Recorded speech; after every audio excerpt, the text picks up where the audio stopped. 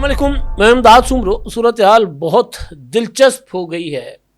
ایک کہتا ہے کہ ہم تیر سے شیر کا شکار کریں گے، تو دوسرا کہتا ہے کہ زنگالود اور ٹیڑے میڑے تیر سے شیر کا نہیں، گیدڑ کا شکار ہو سکتا ہے۔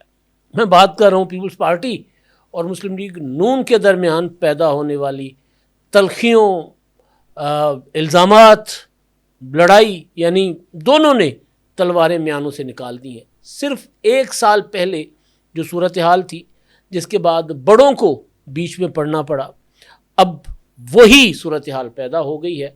ایک سال پہلے بھی مونسون تھا اور آج بھی مونسون ہے، لیکن اس بار مونسون کے ساتھ آزاد کشمیر کے الیکشن کا تڑکا الگ سے لگا ہوا ہے۔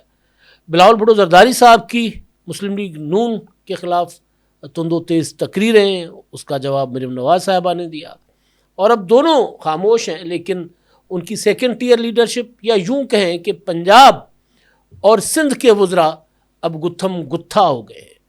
آج شرجیل نام میمن صاحب نے پریس کانفرنس کی، اس سے پہلے وزیر اطلاعات پنجاب عظما زاہد بخاری صاحبہ نے ایک بیان جاری کیا، اور پھر پنجاب کے دو وزیر پریس کانفرنس کر کے پیپلز پارٹی کو جواب دینے آ گئے۔ معاملہ صرف آزاد کشمیر کے انتخابات کا نہیں رہا، اب معاملہ جو ہے وہ پنجاب میں جاری خطرناک قسم کے جو مونسون کا اسپیل ہے اس کے اوپر آ گیا۔ اس پر شرجیل نام میمن کی شکایت صرف مسلم لیگ نون سے نہیں ہے، یا الزامات صرف مسلم لیگ نون پر نہیں لگا رہے، بلکہ ان کی شکایت پاکستانی میڈیا سے بھی ہے۔ وہ کیا شکایت ہے وہ میں بعد میں بتاؤں گا، ان کے درمیان لڑائی کیا چل رہی ہے وہ بھی میں آپ کو بعد میں بتاؤں گا، اور ایک اور لڑائی جس کا اندیشہ میں نے ظاہر کیا تھا کہ شہباز شریف صاحب کی سرکار نے ایسے ایسے فیصلے کیے ہیں کہ کل کو صوبے آپس میں دست و گریباں ہوں گے، یعنی عجیب و غریب قسم کے فیصلے۔ تو ایک فیصلے کے نتائج آنا شروع ہو گئے ہیں، اور وہ کیا فیصلہ ہے، پنجاب پر کیا الزام لگایا جا رہا ہے، پنجاب سندھ کو کیا جواب دے رہا ہے، وہ میں آپ کے سامنے رکھوں گا۔ لیکن پہلے تھوڑی سی میں آپ کو جھلک دکھلانا چاہتا ہوں بھارت کی، انڈیا کی، اور انڈیا کا جو راجدھانی ہے دلی۔ اب معاملہ وہاں تک محدود نہیں رہا، بلکہ انڈیا کے کونے کونے تک کاکروچ جنتا پارٹی کا اثر پہنچ چکا ہوا ہے۔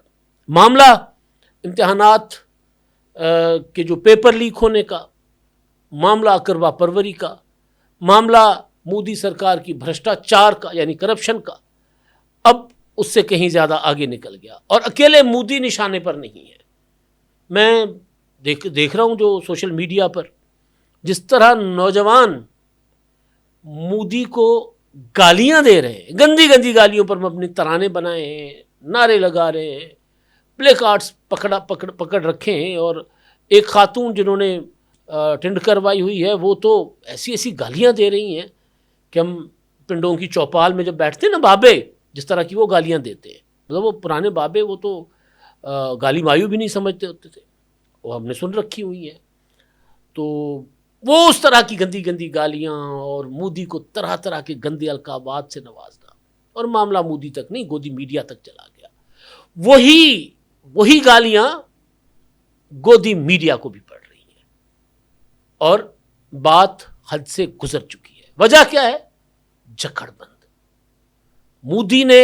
مودی کے فاشزم نے، انتہا پسندی نے پورے کے پورے بھارتی سماج کو جکڑ بند کر دیا تھا۔ جو مودی کے خلاف بات کرتا اس کو کہا جاتا ہے پاکستانی ایجنٹ ہے، جو مودی کے خلاف بات کرتا اس کو کہا جاتا یہ ہندو دشمن ہے۔ اب یہاں تک سوال اٹھائے جا رہے ہیں کہ بھئی بھارت میں جہاں آبادی کا 75% تقریباً ہندو ہیں، وہاں ہندو مذہب دھرم کیسے خطرے میں پڑ سکتا ہے؟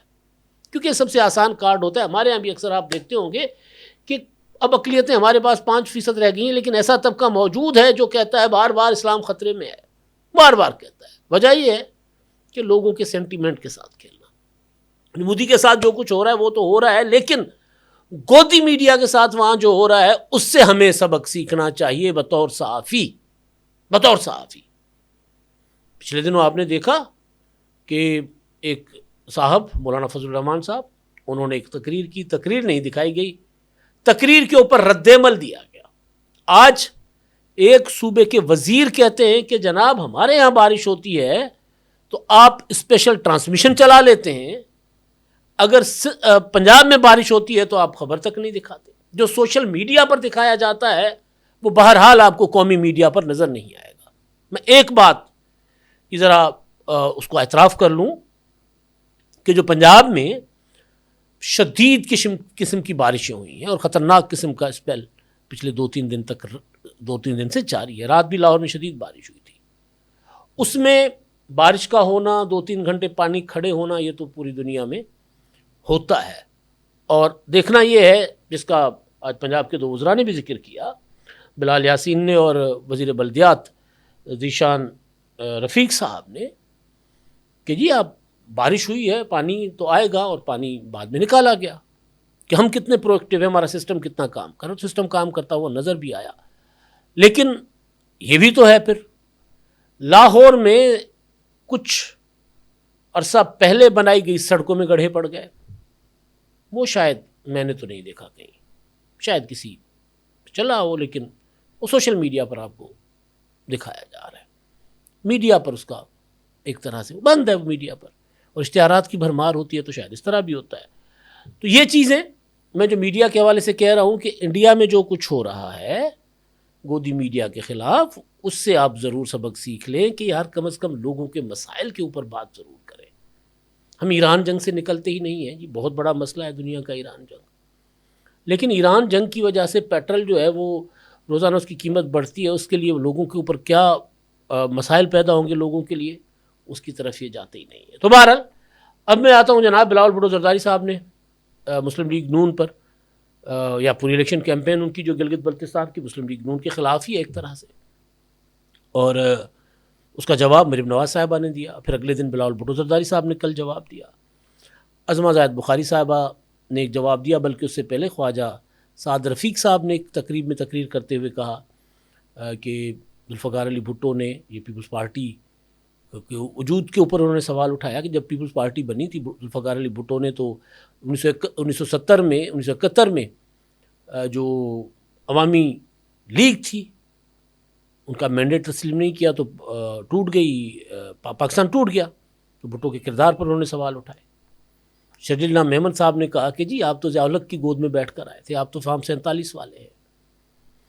عظمہ زاہد بخاری صاحبہ نے کہا کہ جی آپ لاڑکانہ کے نواب لوگوں تک اپنے وسائل پہنچنے ہی نہیں دیتے.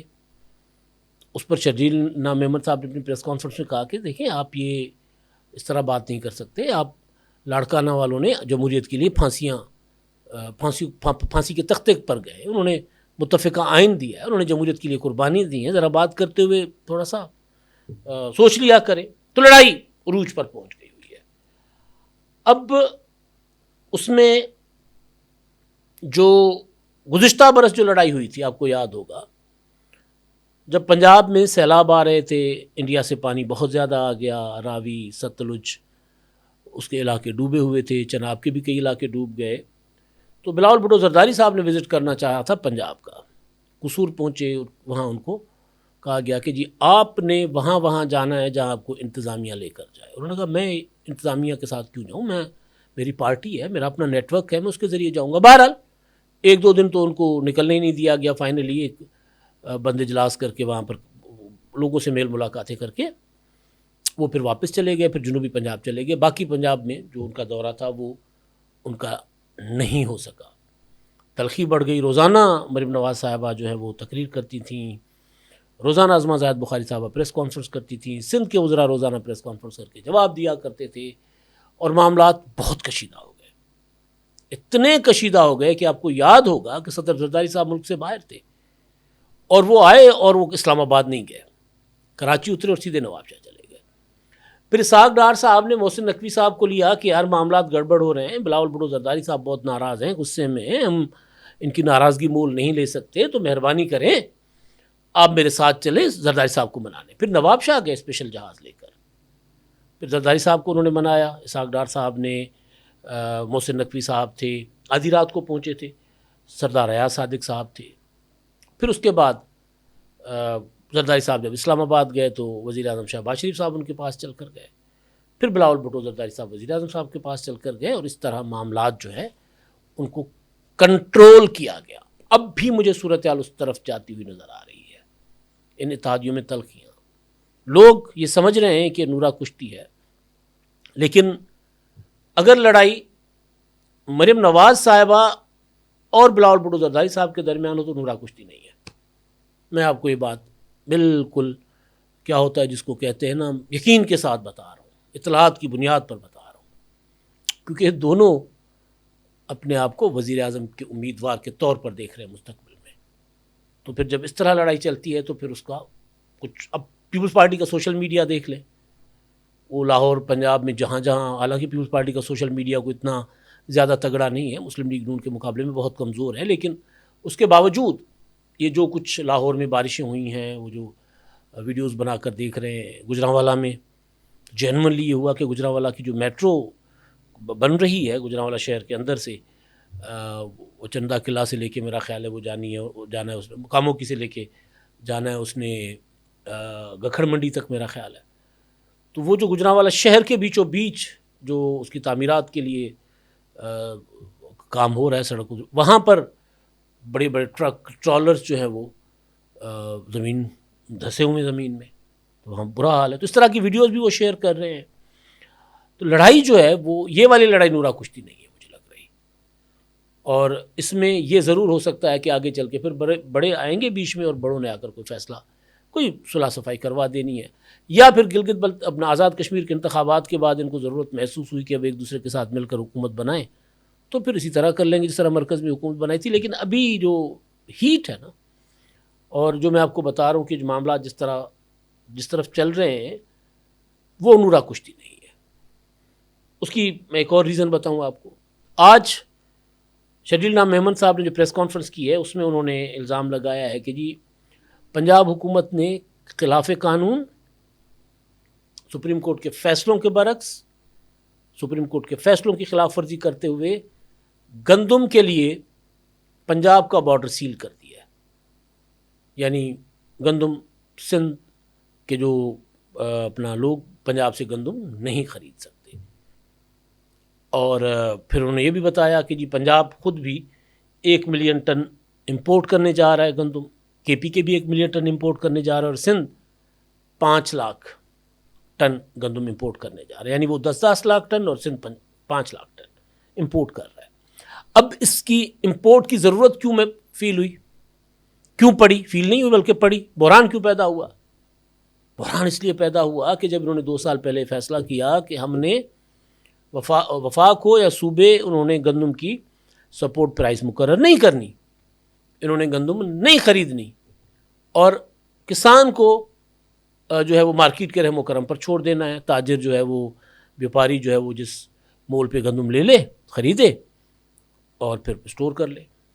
سندھ میں تو وہ کہہ رہے ہیں کہ جی ہم نے تو ذخیرہ اندوزوں کے خلاف بہت بڑی مہم شروع کر رکھی ہوئی ہے, اور انہوں نے کہا کہ وہ ذخیرہ اندوز جو ہیں, جب ہم باہر سے گندم منگوائیں گے تو پھر گندم سستی ہوگی, تو پھر ذخیرہ اندوز اگر ہم ان کی گندم نہیں بھی پکڑ پائیں گے تو وہ خود بخود مارکیٹ میں لے کر آ جائیں گے کہ گندم سستی ہو جائے گی. لیکن اس کی ضرورت کیوں پیش آئی؟ ضرورت اس لیے پیش آئی کہ وفاق کا ایک معذرت کے ساتھ غیر دانشمندانہ فیصلہ, پاسکو بند کرنے جا رہے ہیں وہ. اور میں اس وقت بھی کہہ رہا تھا کہ یہ معاملہ جو ہے صوبوں میں لڑائی کی وجہ بنے گا اگر وفاق گندم کی سٹوریج نہیں کرے گا. تو کچھ عرصہ پہلے تک, 1-1.5 ماہ پہلے تک خیبر پختونخوا وہ الزام لگا رہا تھا جو آج شرجیل نام محمد لگا رہے ہیں پنجاب پر, کیونکہ پنجاب فوڈ باسکٹ ہے کہ جی آپ گندم آپ کے پاس اضافی ہے تو آپ ہمیں دیں. لیکن اب پنجاب کی گندم بھی میرا خیال ہے کہ وہ جو ذخیرہ اندوز ہیں انہوں نے اپنے قبضے میں لے رکھی ہے. پنجاب حکومت بھی بے بس ہے, وہ خود بھی باہر سے منگوا رہے ہیں, تو آپ کو کہاں سے دیں گے. لیکن جو صوبوں کے درمیان بدگمانیاں پیدا ہو رہی ہیں, کیونکہ سندھ نے, پنجاب نے اور خیبر پختونخوا نے, تینوں نے وفاق کو بھی کہا ہمیں گندم دو, پاسکو کی گندم جو آپ کے پاس پڑی ہوئی ہے. تو یہ ایک ایسا فیصلہ ہے جو ایک تو بہت بڑا بحران پیدا کرے گا, اور اس سے بڑا بحران یہ ہوگا, یعنی خوراک کے بحران سے بڑا بحران یہ ہوگا کہ صوبے باہم دست و گریباں ہوں گے, ایک دوسرے پر الزامات لگائیں گے. تو اس معاملے کو اگر کوئی نورا کشتی کہتا ہے تو میں نہیں مانوں گا, یہ ایک جینوئن ایشو ہے.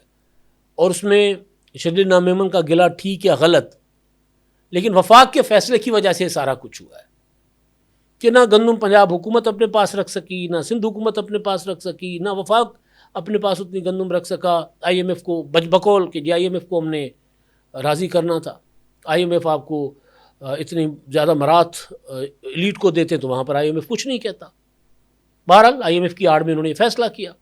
انجام یہ ہے کہ پاکستان ایک کے بعد ایک بحران پاکستان میں پیدا ہو رہا ہے۔ پہلے آٹے کا بحران پیدا ہوا، اب صوبوں کے درمیان بدگمانی، لڑائی جھگڑے کا ایک سما بنتا ہوا نظر آ رہا ہے۔ وجہ یہ ہے کہ وفاق کا ایک غلط فیصلہ۔ اب تک کے لیے اتنے، اللہ حافظ۔